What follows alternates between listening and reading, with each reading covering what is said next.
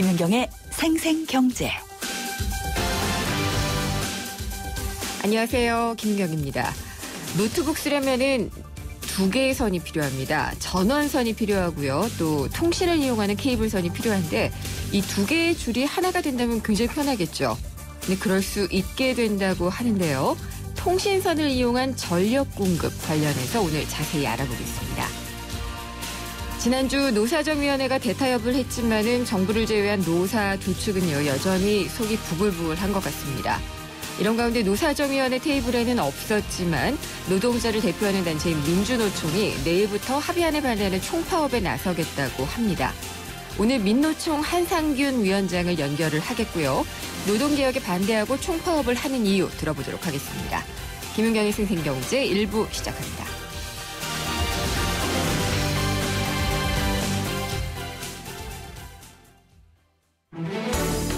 발빠르게 전하는 증시 마감 시황.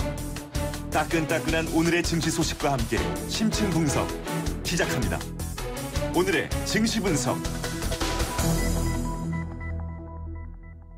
네, 오늘 증시 알아보겠습니다. 신한금융투자의 곽상준 부지점장입니다. 안녕하십니까? 안녕하십니까. 곽상준입니다. 네, 오늘 시장은 어떻게 끝났나요? 네네, 미국 시장이 상승하면서 끝난 흐름들이 반영이 되면서 한국 시장도 나쁘지 않았습니다. 그러나 오전장보다 오후장으로 갈수록 시장 상승이 점차 커지는 그런 양상을 보여줬는데요.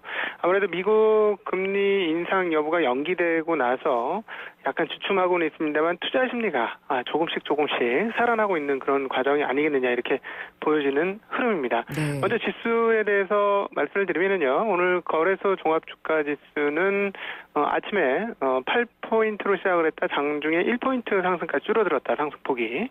마감은 17.38포인트, 0.88%가 상승한 1982.06포인트로 장을 마감했습니다. 중형주보다는 대형주와 소형주들이 강세를 보여주었고요. 전기, 가스, 운수, 장비, 통신업종이 강세인 모습을 보여주었습니다. 그리고 코스닥 시장은 그 강세의 흐름이 조금 더 강했고요.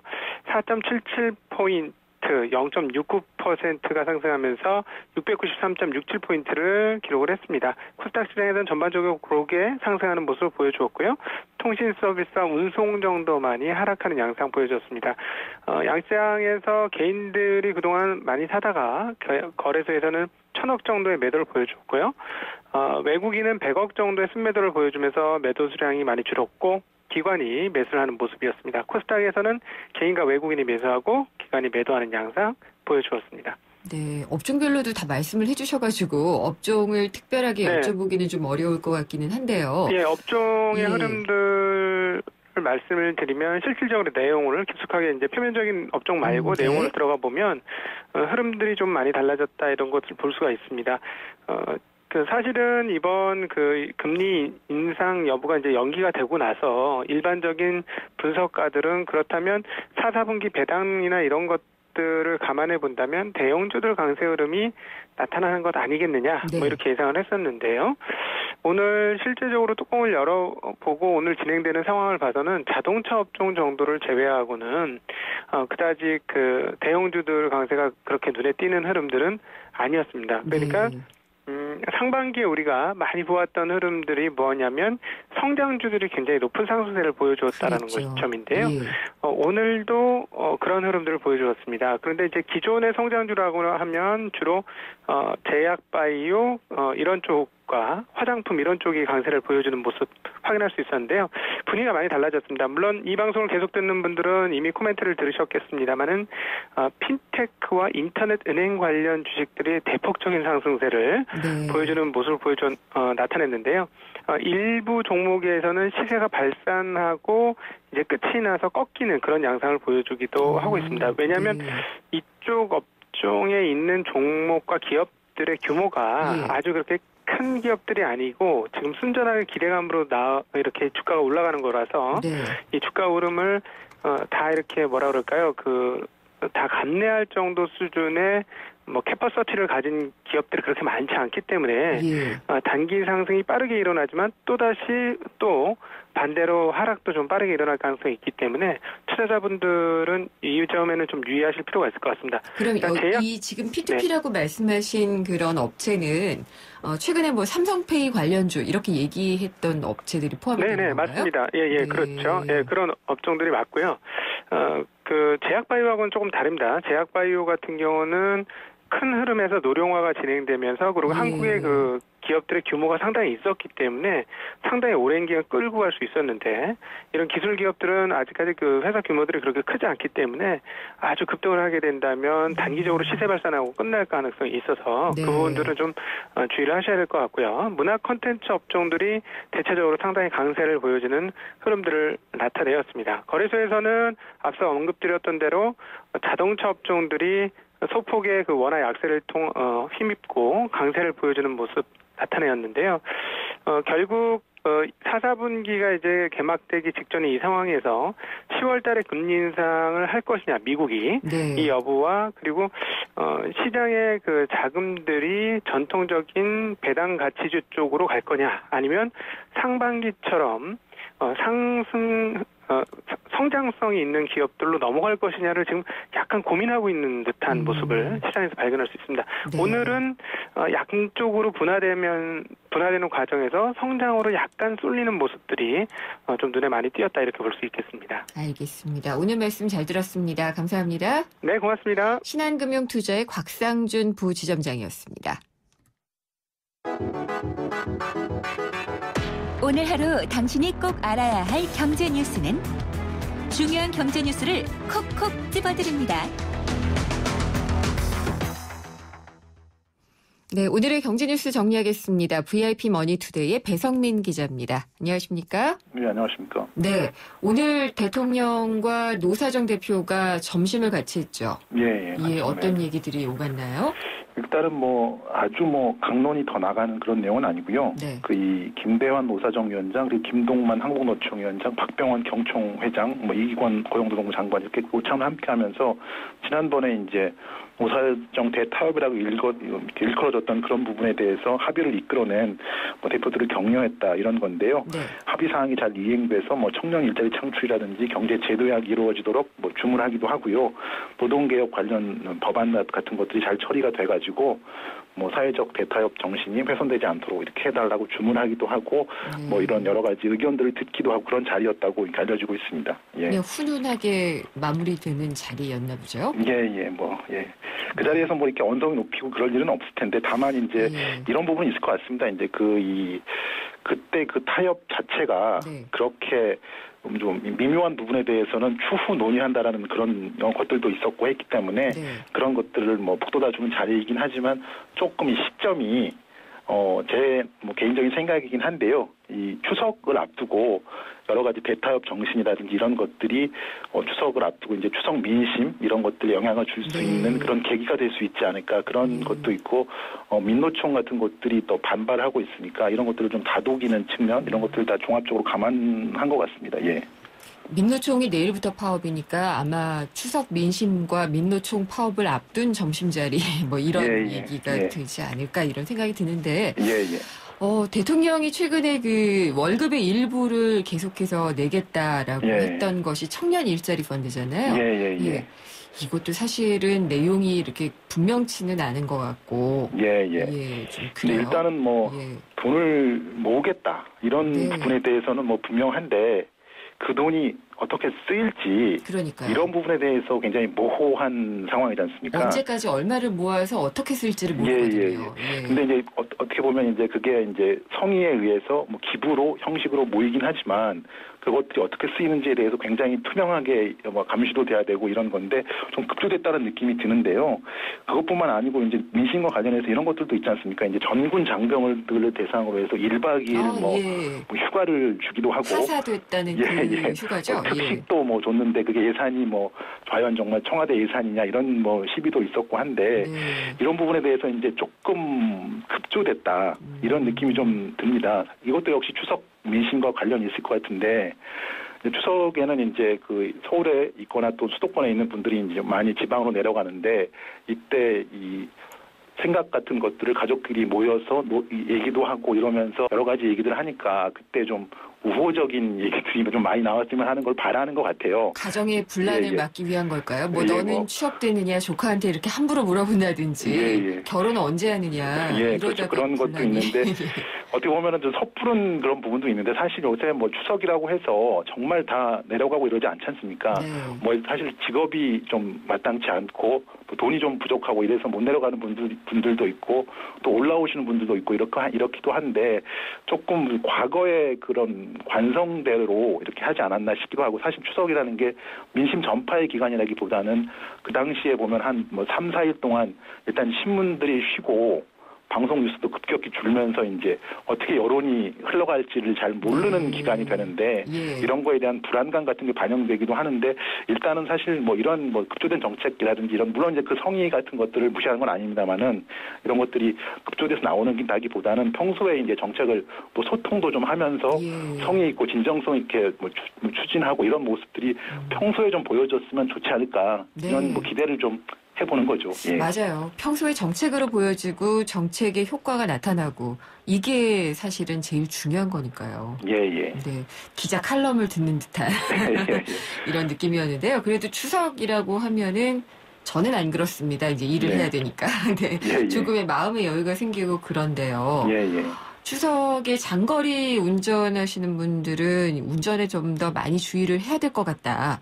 이게 특히나 이제 귀성길이 귀경길보다 사고가 오히려 더 많다는 그런 소식이 있네요. 7년 동안 이제 추석 연휴 교통사고를 한번 분석해 봤더니 그 추석 전날 교통사고가 추석 다음 날보다 20% 정도 많았다고 합니다. 서둘러서 그러는 걸까요? 그렇죠. 이제 사망자 수도 1.5배가 더 많았는데 추석 차량, 귀성 차량 대부분 연휴 첫날에 몰리고 이렇게 하면서 이제 사고 위험이 더 커지는 건데 졸음운전도 있고 일단 일을 하시다가 귀성길에 오르시는 거니까 그런 것들에 대한 뭐 피로도 같은 것도 있을 거고요. 그리고 또 이제 당일에 이제 또 내려가시게 되면은 이 기쁜 마음에 또 아는 길이라고 이렇게 하면서 이제 빨리 좀 가고자 하는 그런 조급한 마음 때문에 정체가 잠시 해소된다든지 이런 구간에서는 뭐 과속을 한다든지 급차로 변경을 하면서 사고가 많이 난다고 삼성교통안전문화연구소가 이제 조사한 내용입니다. 그리고 또 이제 특히 최근에 많이 이제 단속에 대한 얘기도 나오고 있는데 휴대전화를 사용한다거나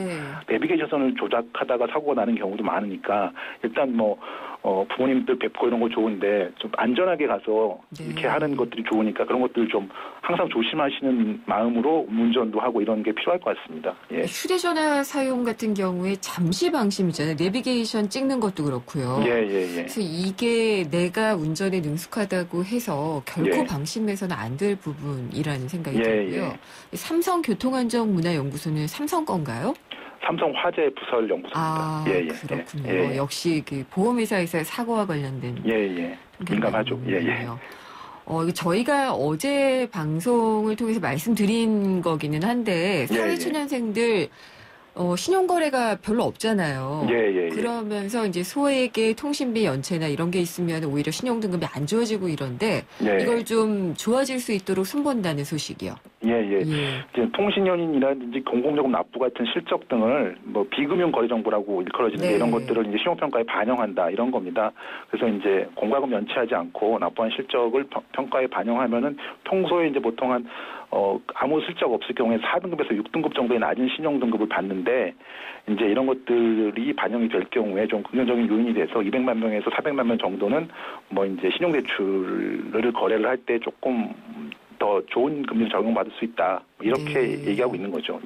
그렇군요. 이거는 청년들에게는 좀 반가운 소식일 것 같고요. 그리고 이제 어르신들에게 좀 좋은 정보일까요? 금융사에서 어르신 전용 상담 창구를 마련한다 이런 얘기가 있나요? 일단 뭐 그만큼 뭐 많은 분들이 이제 고령화라든지 이런 게 진행됐고 이렇게 해가지고 고령층 어르신들을 위한 전용 상담 창구가 설치되는 건데 또 전화를 했을 경우에도 이제 막 말 빨리 하고 이렇게 해서 사실 젊은 사람들 잘 이해가 안 되는데 이런 부분에서 개화 계좌 계좌 이체라든지 만기 연장 이런 같은 거를 거래를 처리할 수 있는 전용 전화도 운영되는 거고, 그리고 이제 투자 상품 인식 능력 이런 것들을 종합적으로 감안해서 뭐 투자 권유 절차라든 것들을 차별화하고, 특히 75세 이상 분들의 경우에는 권유 절차를 좀 이렇게 강화해서 사후 상담도 실시하고 이렇게 한다는 내용입니다. 그래서 장애인 고객들도 같이 배려하겠다 이런 것들이 이제 금감원의 방침입니다. 예. 근데 사실 진짜 젊은 사람들도 콜센터에서 답변을 받는 과정에서 보면은 이해하기 어려운 경우가 꽤 있어요. 예, 그렇죠. 예. 제가 어떤 금융지주사 회장분한테 들었던 내용인데요. 네. 이분이 이제 그 해당 금융사에서 굉장히 높은 직위를 하고, 계열사에서는 사장도 하고 그랬는데. 금융지주사 회장이라면. 그런 분이, 신한지주 분인데요. 네네. 그래서 이제 그분이 이제 그 과거에 이제 회장으로 발탁되기 전에 잠시 공백이 있었는데, 부인이 이제 은행에서 거래를 할 때 뭐 돈을 좀 맡기러 왔다고 했더니 이제 그 은행에서 금융상품을 권유했는데 그게 펀드였다고 합니다. 네. 근데 이제 이분은 아무래도 이제 은행에서 근무하는 분들은 펀드에 대해서 좀 보수적인 생각을 갖고 계시니까, 그리고 위험성이라든지 이런 것들은 잘 설명받았냐고 했더니 부인 되시는 분이 전혀 잘 설명을 받지 못해서, 내가 그래도 은행 및 금융사에서 이 정도 지위를 한 사람이 이 정도 일치인데 일반 정말 필부라든지 장사미사 이런 분들이 가면은 어떻게 설명해 주겠느냐 이렇게 해서 말씀하신 거 들은 적이 있었거든요. 그리고 또 이제 여러 가지 이제 금융 사고 같은 게 나면은 이제 시위 같은 거 하는 거 보면 사실 그분들이 좀 시간 여유가 더 있으셔서 그럴 수도 있겠지만, 연세 드시고 나이 드신 분들이 많이 시위에 참여하는 경우가 많지 않습니까? 그만큼 이제 그런 분들이 위험에 대한 사각지대에 노출돼 있다 이렇게 볼 수 있는 거죠. 그래서 이제 물론 투자 같은 것들은 자기 책임이라고는 하는데, 그거 전에 이제 금융사에서는 그런 분들에게 그런 투자의 위험성 같은 것들에 대해서는 충분히 고지하고 알리고 그분들이 이해했는지를 확인하고 이런 것들 노력이 좀 필요할 것 같습니다. 이게 완전 판매죠? 예, 맞습니다. 예. 주유소에서 손님 카드로 복제 카드를 만든 일당이 적발이 됐다고 하는데, 이건 또 어떤 식으로 복제를 한 건가요? 예. 제가 최근에 이게 어떤 카드사에서 연락을 받은 적이 있습니다. 제가 이 기름을 넣은 어떤 주유소에서 어떤 직원 한 명이 어떤 범죄 같은 거에 연루돼서 그 카드를 갱신 발급받는 게 좋다고 말씀하시더라고요. 그래서 이제 정말 최근에 저는 그렇게 해서 발급 받았는데 보니까 이제 그런 뉴스가 정말 있더라고요. 충남 지방경찰청에서 발표를 한 건데, 서울의 한 주유소에서 위장 취업을 한 다음에 손님 신용카드 125개의 정보를 빼내가지고 일단 기름을 넣겠다고 하면 카드를 건네주지 않습니까? 그거를 이제 받아가지고 자기가 가지고 있는 다른 기구를 통해가지고 복제 카드를 만들어가지고 이렇게 했다는 그런 겁니다. 그래서 이제 손님이 잘 안 보이는 곳으로 가서 이제 복제기를 만든 건데요. 혹시 이제 카드사 같은 곳에서 어떤 것들 때문에 갱신 발급이 필요하다 이런 설명을 드리려고 전화드렸는데, 카드사에서 전화가 오면 무작정 끊으신 분들 많지 않습니까? 바쁘다 그러면서. 한 번은 그래도 좀 그분들이 하시는 말씀을 좀 들어볼 필요는 있을 것 같아요. 정말 혹시 이게 범죄에 이용될 수도 있으니까요. 그런 분들 좀 조심해야 될 것 같습니다. 알겠습니다. 잘 들었습니다. 감사합니다. 네, 감사합니다. VIP 머니투데이의 배성민 기자였습니다. 개인연금 가입했다. 나도 가입했다. 와, 10만 원 넣었는데 12만 원이 쌓인다. 놀랍다. 카드 쓰면 연금이 월 2만 원 더 쌓인다. KDB 대우증권 연금저축 신용카드 서비스. KDB 대우증권. 연금저축 월 10만 원 납입, 신용카드 100만 원 사용 시 2% 캐시백 적립. 원금 손실에 유의하세요. 마침내.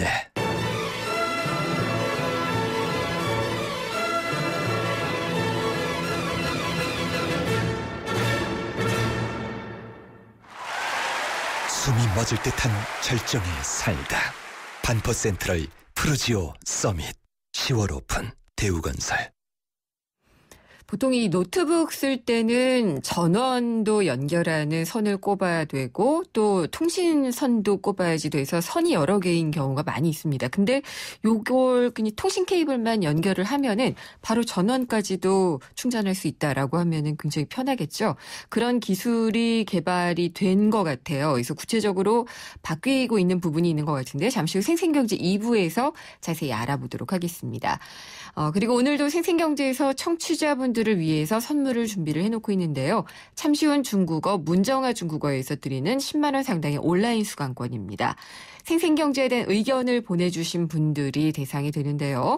문자 보내주시면 됩니다. 유료 문자고요. 짧은 건 50원, 긴 건 100원의 정보 이용료가 부과됩니다. 우물정의 0945번, 우물정의 0945번으로 의견 보내주시면요. 저희가 추첨을 통해서 선물을 보내드리겠습니다. 광고 듣고 생생경제 2부로 이어갑니다. 안녕하세요. 유준상입니다. 5남매의 맏형, 한 여자의 남편, 2 아이의 엄마, 9 직원의 대표. 누군가를 지키기 위해 힘써온 당신의 또 다른 이름은 사장님입니다. 그런 당신을 이제 노란우산 공제가 지켜드리겠습니다. 연 300만 원 소득 공제는 물론 압류 금지로 보호받고 연 복리 이자에 상해보험 무료 가입까지 노란우산 공제와 함께하면 사업을 시작할 때도 사업이 끝난 후에도 든든합니다. 사장님의 희망자산 노란우산 공제. 안녕하세요. 도박 중독 예방을 위해서 노력하는 개그맨 황기순입니다. 저는 요즘 도박 중독을 예방하기 위해 강연을 다니는데요. 지금도 우리 주위에는 많은 사람들이 도박 문제로 고통을 받고 있습니다. 본인이나 가족이 그런 고통 속에 있다면 24시간 상담 전화 1336을 눌러보세요. 전문가들로부터 도움을 받는 희망의 빛 상담 전화입니다. 도박 문제 전문가와 상담하세요. 국번 없이 1336. 예방부터 치유까지 24시간 상담으로 도움을 드립니다. 이 캠페인은 사행산업통합감독위원회와 한국도박문제관리센터가 함께합니다. 우리 경제의 민낯을 한꺼풀 벗겨보는 경제 뉴스. 경제를 위한 새로운 시각. 김윤경의 생생경제.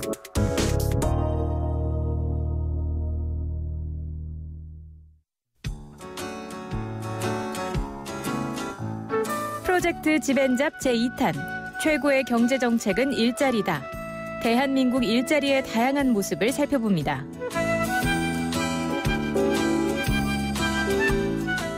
집앤잡. 오늘은 창업 전문가에게 청년 창업에 대해 들어보겠습니다. 서정헌 창업 전문가 나와 계신데요. 청년 창업에 대한 사회적인 관심이 늘어가는 것 같은데 어떻다고 보시는지. 각종 다양한 교육 프로그램도 많이 만들어지고 있고요. 거기에 멘토링이라든지 또 아이디어 경진대회 이런 지원 제도도 많이 확대되는 걸 보면 사회적 관심은 높아지고 있는 것으로 볼 수 있을 것 같습니다. 창업에 관심을 두는 청년들이 늘어나는 이유는 뭐라고 보시나요? 과거에 비해서 이제 취업난도 굉장히 심화됐고요. 그다음에 본인들도 할 수 있다는 자신감, 또 능력을 발휘할 수 있겠다는 어떤 느낌, 이런 것도 작용한 걸로 보여지고요. 젊은 혈기로 시작했다가 실패하는 경우도 많을 것 같은데 평균적으로 좀 어떤가요? 청년 창업 아니라 일반 창업도 사실은 한 2년 내에 폐업하는 비율이 40%가 넘는 게 우리나라의 현실입니다. 이 청년 창업 어떤 업종들이 많이 나오고 있는지 참 궁금한데 어떤 업종들이 나오고 있어요? 발명이나 발견처럼 뭔가 새로운 상품을 만들어내는, 특히 공대 학생들이 많이 하는 상품 개발 쪽이 있을 것 같고요. 스마트 기반 여러 가지 창업들, 어플리케이션 제작이라든지 이런 디지털 기반 사업 쪽에 관심이 높은 것 같고요. 사회적 미션을 실천하는 기업, 이런 것들이 많이 보이는 것 같습니다. 다행인 점은 청년들이 본인들의 장점을 살리는 방향으로 많이 창업을 하고자 하는 게 일단 고무적인 현상이라고 보여지는데요.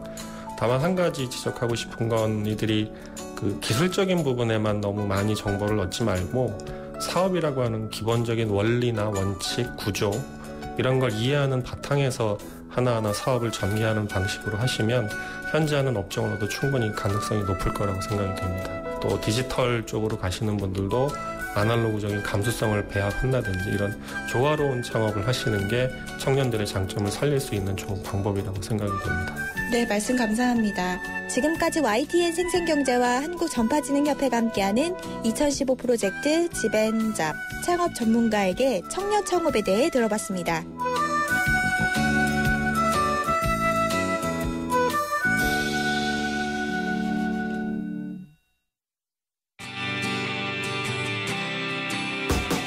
살맛나는 경제, 내 삶인 경제. 바로 김윤경의 생생경제입니다. 네, 오늘 첫 번째 인터뷰는요. 통신선을 이용해서 전력을 공급하는 기준이 상향됐다고 하는데 이게 우리 생활에 어떤 영향을 미칠지 알아보겠습니다. 김윤경의 생생경제 2부 함께하고 계십니다. 제가 아까부터 계속 노트북 얘기를 드리는데 최소한 2개의 선이 필요하죠. 충전용 어댑터를 연결하는 전원부선이 필요하고 통신 케이블이 필요합니다.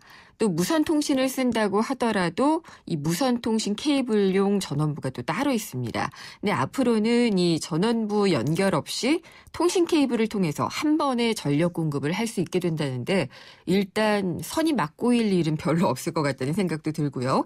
편리해질 것 같은데 어떻게 변화가 되는지 알아보겠습니다.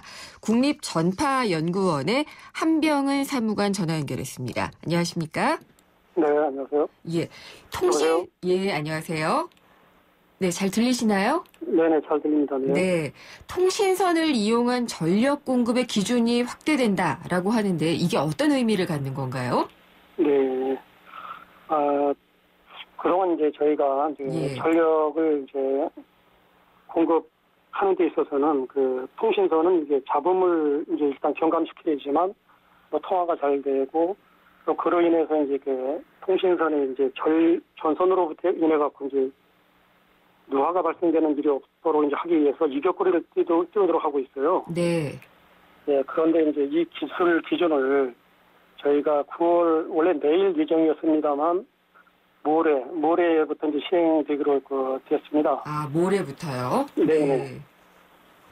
그래서 여기 이제 확대된 그것을 이제 일단 말씀드리면은, 조금 전에 말씀드린 대로 이제 통신선하고 전선은 가까이 있으면 이제 잡음이 생길 수가 있습니다. 네.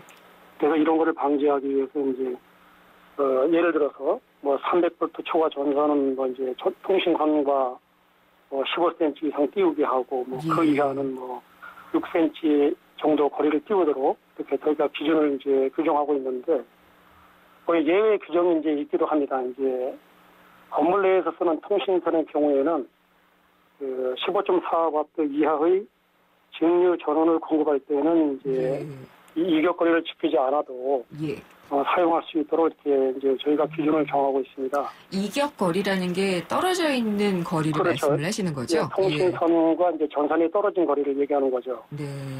네, 근데 요거를 갖다가 이제 이번 고시 이제 개정은 30W까지는 이제 거리를 띄우지 않고 사용할 수 있도록 저희가 이제 기준을 이제 상향 규정했습니다. 네.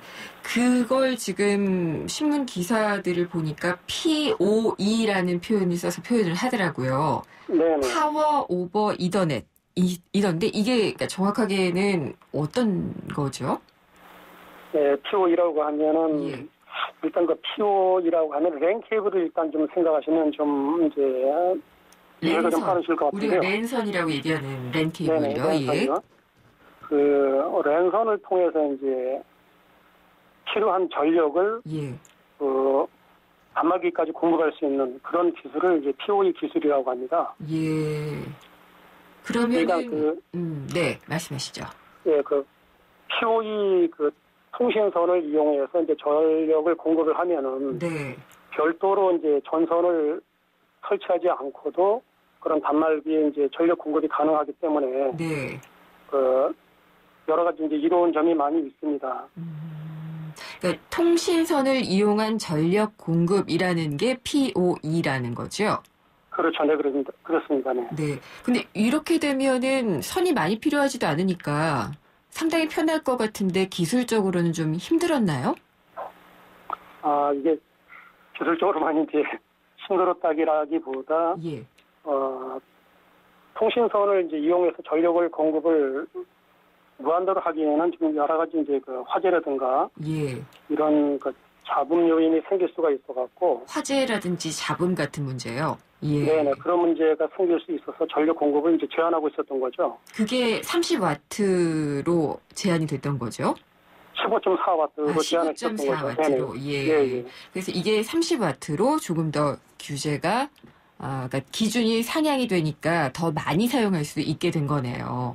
그렇죠. 더 많이 사용한다라기보다 이제 그 출력이 이제 높아지니까 그 출력이 이제 높아지면은 많은 용량이라든가 예. 그 화상도가 높은 네. 그런 서비스를 이제 제공이 가능한 거죠. 그렇군요. 전문가가 아니라서 저도 그렇고 청취자분들도 그럴 것 같은데 30와트라는 기준이 이게 어느 정도의 전력이 드는지를 정확하게 모르겠거든요. 감이 안 잡혀요. 예. 30와트 전력이면은 저희가 그 쓰는 그 마우스나 예. 그 TV 리모컨 같은 거를 이제 생각하시면은 그 안에 건전지가 이제 들어가죠. 네. 건전지가 들어가는데 그게 한 1.5V 정도를 보통 1.5V 두 개를 넣죠. 예, 그렇습니다. 근데 이제 1.5V 건전지에 한 8배 정도? 예. 8배 정도의 이제 그 힘을 내는 거라고 생각하시면 될 거야. 더 어려운데요. 1.5V 건전지가 8개다. 라고 얘기하셨는데, 옛날에 그 그 전구요. 30촉이라고 얘기했던 게 30와트 아닌가요, 혹시? 그건 이제 혹시 아시네요. 예, 그렇습니다. 그러니까 예전에 이제 30촉, 뭐 60촉 뭐 이런 그 백열 전등이라고 하죠. 예, 그거를 썼을 때 30촉에 필요한 전력이 이제 해당됩니다. 그 약간 좀 어두운 전구 하나 키는 정도의 전력이네요. 예, 그리고 뭐 이해가 될는지 모르시겠지만 요새 쓰는 거 조그만 형광등 있죠. 예. 그게 선파장 형광등인데 그게 한 36와트의 전력을 소모하고 있습니다. 36와트 정도요? 예. 네. 그렇게 말씀을 해주시니까 이해가 빠르네요. 죄송합니다. 이게 설명을. 아닙니다. 이게 못 드린 것 같네요. 그 전문가분들과 저희 일반인들이 소통을 할 때 벌어지는 일반적인 문제입니다. 네, 쉽게 좀 설명을 해드려야 되는데요. 예. 그래서 일단은 전력 공급을 조금 더 많이 할 수 있게 되는 용량, 출력 용량이 커진다라는 건데 그렇게 되면은 우리가 좀 달라질 수 있게 실생활에서 느끼는 거는 어떤 게 있을까요? 실생활에 일단 그 전력을 이제 15.4와트에서 30와트까지 허용을 하면은 좀 전에 말씀드린 대로 용량 전력이 이제 일단 출력이 약하면은 화상에서 그 화질을 좀 더 선명하게 보낼 수 있는데 힘이 좀 많이 필요하거든요. 네. 그런 것에 대해서 좀 더 선명한 화질을 보낼 수 있고요. 음성 서비스도 좀 더 뚜렷하게 이제 좀 제공할 수 있고요. 예. 그다음에 예를 들어서 이제 출력이 상향되면은 데이터 같은 거 받는 속도도 좀 그 속도나 양도 늘어나게 속도는 빨라지나요? 속도하고는 이제 개념을 좀 달리할 필요가 있습니다. 속도는 이제 다른 전송 속도라는 것이 이제 필요하고요. 출력하고는 좀 이렇게 같이 생각하시면 안 될 것 같습니다. 그렇군요. 그러니까 일단은 영상이나 음성 같은 경우엔 좀 더 선명해진다라고 생각을 하면 되겠네요. 예. 근데 이제 이게 이제 POE 서비스를 도입하기 전에는 별도의 전원을 이제 이렇게 설치를 해야지만 그런 서비스를 이제 제공받았던 거죠. 그러면은 그걸 교체하는데도 또 비용이나 시간이 들어가기는 하겠군요. 교체하는데 시간이라기보다 기존에 이제 그 UTP 케이블이라고 하면은 좀 이해가 가시는지 모르겠습니다. 그 랜 케이블이 일종인데요. 랜 케이블에서 예전에는 좀 약간 그 3등급 수준이 조금 떨어지는 3등급의 그 전선을 통신 케이블을 썼었는데 이제는 그거보다 좀 고품질의 그 케이블을 좀 쓰고 있습니다. 군의 건물에서는요. 가정에서도 마찬가지지만. 그래서 이것을 쓰면은 30와트까지 이제 그 전력을 공급해도 뭐 내열이라든가 통신 잡음이 이상이 없기 때문에 저희가 이제 그 기준을 이제 반영을 하게 된 것입니다. 그 쓰기에는 어려운 건 아니죠? 쓰기는 이제 어렵지. 이 제품이 POE 기술이라는 것이 모든 그 단말기에 적용할 수 있는 것은 아니고요. 그 단말이 POE 기술을 쓸 수 있도록 환경이 구성되고 그런 기기들만 이제 서비스가 가능합니다. 조금 전에 이제 말씀하신 대로 노트북 같은 경우에는 랩탑 수준의 이제 컴퓨터를 생각하시면 될 것 같고요. 랩탑 컴퓨터도 하여간 POE 기술이 이제 이렇게 서비스를 받을 수 있도록 단말기 환경이 구성되는 제품에 한해서 이제 가능합니다. 알겠습니다. 제가 모든 과학 지식을 다 이용하고 이렇게 해서 들었는데도 쉽지는 않지만 어쨌든 네. POE 기술이라는 것이 우리의 또 생활을 조금 더 편리할 수 있게 해주는 기술이라는 것은 제가 이해를 할 수 있을 것 같습니다. 네, 오늘 말씀 잘 들었습니다. 감사합니다. 네, 고맙습니다. 예. 국립전파연구원의 한병은 사무관이었습니다. 생생 알짜 부동산.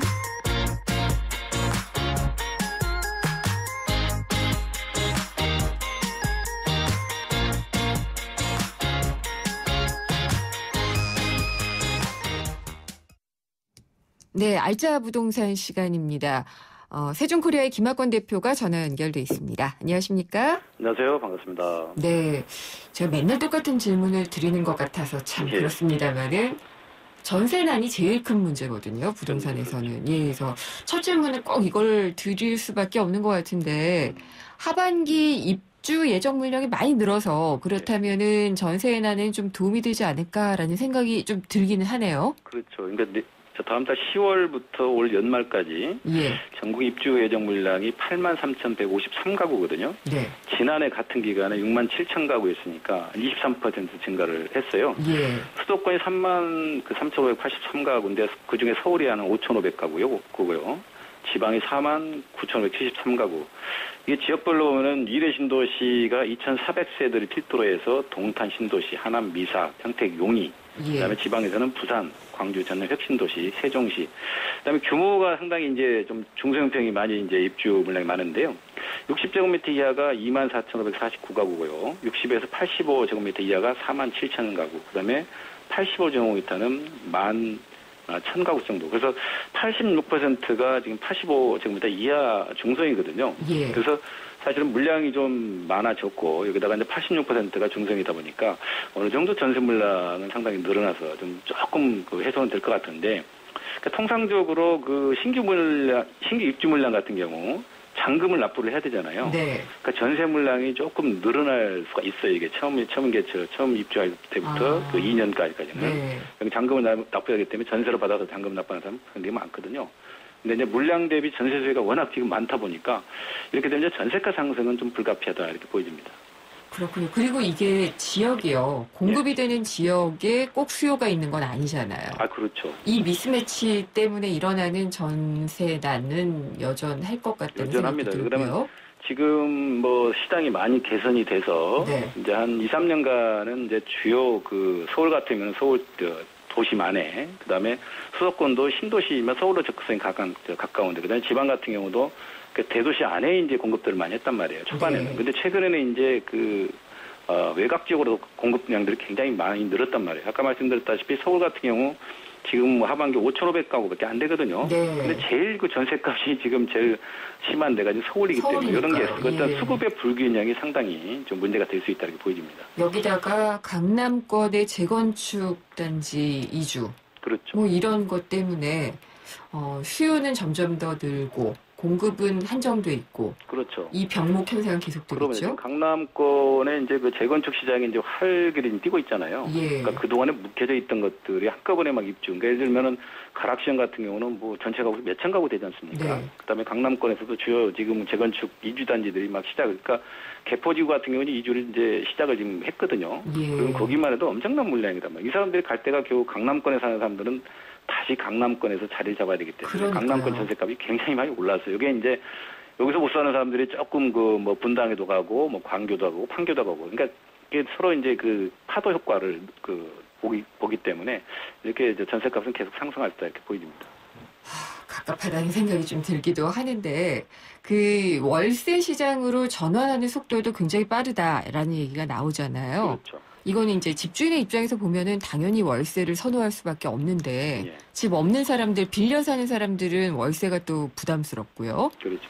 근데 이게 월세 전환 속도가 빨라지니까 보증금을 가지고 이제 주식 투자해라, 고수익 보장한다 이렇게 해서 투자 권유를 하는 그런 경우도 상당히 좀 많다고 해요. 이게 이제 신흥 풍속도라고 볼 수가 있겠는데요. 이게 이제 워낙 저금리에다가 사실은 그 전세가가 굉장히 높잖아요.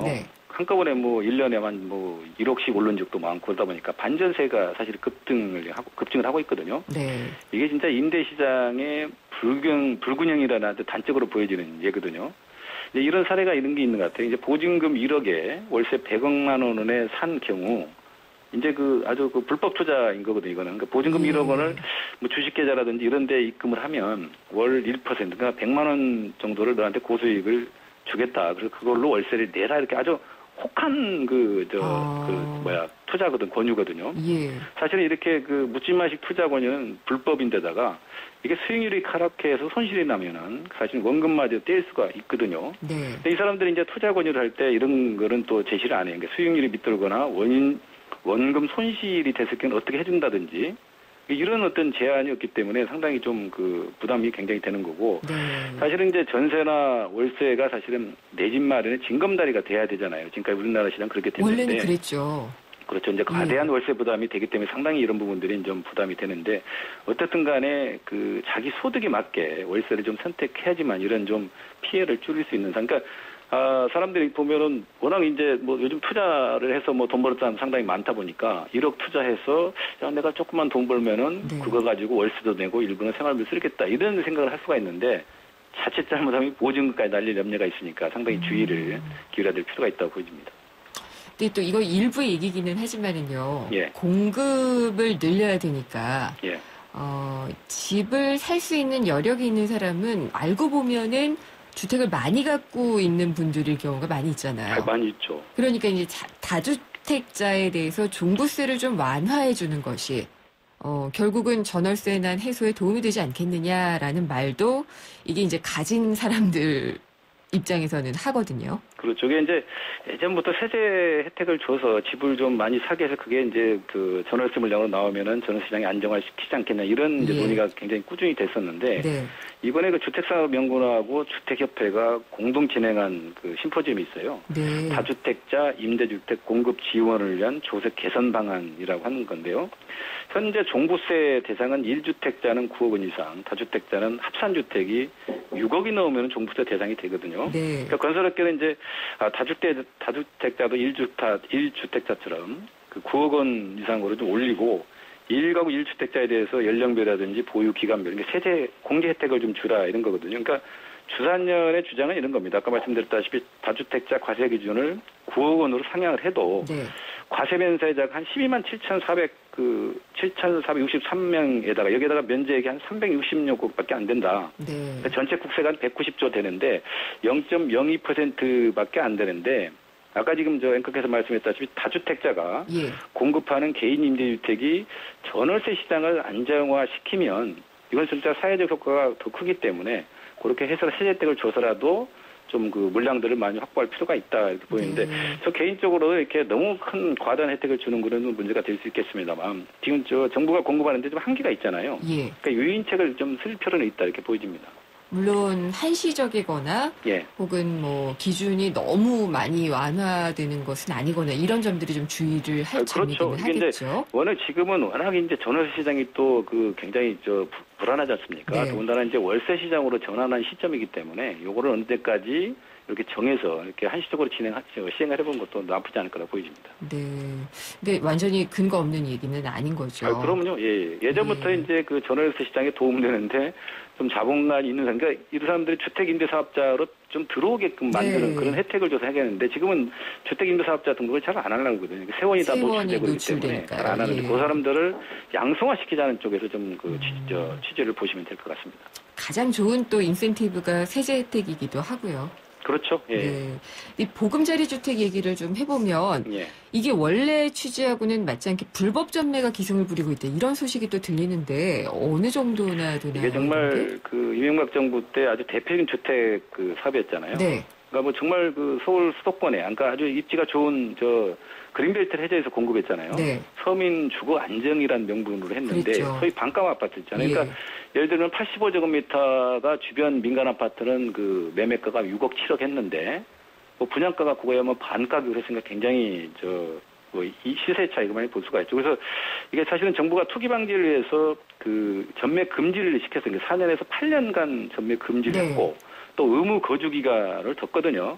근데 현 정부 들어가지고 주택시장 활성화라는 명목으로 지난해 공공주택의 전매 제한하고 거주 의무 기간을 많이 완화를 했어요. 예. 그러니까 이게 이제 가격 상승에 이제 물을 지폈는데 전매가 허용된 그 서초동 내곡지구 예를 들면은 분양가 대비 지금 웃돈이 2억에서 3억 정도, 많게는 한 4억 정도 붙었다고 그러거든요. 네. 그러니까 이게 이제 뭐 이렇게 전매가 되는 것도 있고 그러다 보니까 워낙 이제 그 웃돈이 많이 붙다 보니까 전매가 안 되는 아파트도 이제 불법 전매 알선들을 굉장히 많이 하거든요. 뭐 이제 이렇게 이제 전매가 안 되다 보니까 그 전매가 안 되는 그 아파트에 매물에다가 근저당 설정을 해서 매수자가 매도자에게 돈을 빌려주는 형식으로 이렇게 피해가는 사람들이 상당히 많이 있다고 보여집니다. 불법이죠? 굉장히 불법이죠, 이 자체는. 예. 그렇군요. 이런 또 그러면은 처음에 설계했을 때부터 좀 뭔가 잘못됐던 건가요? 이제 물론 취지는 아까 말씀드렸다시피 그 전매 금지가 굉장히 4년에서 많게는 10년까지 있었어요. 네. 그다음 의무 거주 기간을 뒀었는데 이제 정부 들어서 현 정부 들어가지고 주택시장 활성화를 좀 꽤 하자. 그다음에 너무 과도하게 막 8년 10년간은 전매를 금리를 못하게 하고 또 의무 거주 기간을 뭐 4년 6년 이렇게 하는 거는 너무 과도하게 그 사유권 재산 침해라는 이런 논리가 있기 때문에 그다음에 이제 시장 활성화라는 명분이 있어서 이렇게 해제를 해줬기 때문에 그런 어떤 상황이 좀 벌어진 거라고 판단이 됩니다. 말씀 잘 들었습니다. 감사합니다. 네, 감사합니다. 세준코리아의 김학권 대표였습니다. 9월 쉐보레의 디젤 차종을 특급 조건으로 만날 수 있는 절호의 기회. 크루즈 말리부 올란도 캡티바 디젤 차량 구매 시 최대 3년 무이자 할부 또는 최대 344만 원 할인, 개별 서비스 인하분 포함. 전시장에서 드라이브 쉐보레 시승에 참여하시고 푸짐한 경품까지 받아가세요. 9월 한 달간 전시장 및 홈페이지 참조. Chevrolet, find new roads.